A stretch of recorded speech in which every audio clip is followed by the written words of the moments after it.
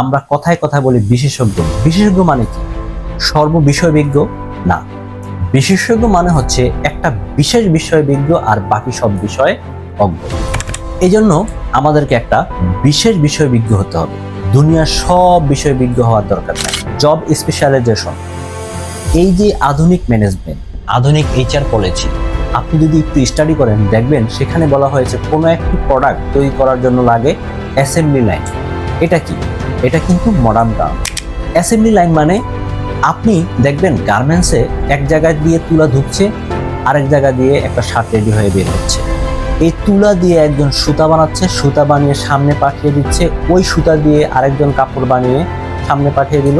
একজন কাপড় কাটছে, আরেকজন সেলাই করছে, আরেকজন কলার লাগাচ্ছে, আরেকজন বোতাম লাগাচ্ছে, সামনে পাঠাচ্ছে, আরেকজন ইস্ত্রি করছে, আরেকজন প্যাকেট করছে। এখানে দেখেন এক একজনের এক একটা কাজ। যে বোতাম লাগায় সে সারা জীবন বোতামই লাগায়, এবং এত বোতাম লাগাতে লাগাতে তার হাত এত স্পিডি হয়েছে যে পৃথিবী আর কেউ এত দ্রুত বোতাম লাগাতে পারে না। কিন্তু একজনকে যদি পুরো শার্টটা বানাতে বলেন এত অল্প সময় হবে না। এই যে একজন বোতাম লাগানোর স্পেশালিস্ট, আরেকজন ইস্ত্রি করার স্পেশালিস্ট, তাহলে একটা নির্দিষ্ট জায়গায় আমাদের স্পেশাল হতে হবে, না হলে সাফল্য আসবে না, প্রোডাক্টিভিটিও কম হবে। সুতরাং আপনার লক্ষ্য যাই হোক না কেন, সেই লক্ষ্যে পৌঁছানোর জন্য প্রথম যে উপক্রম লাগবে সেটা হচ্ছে বিশ্বাস।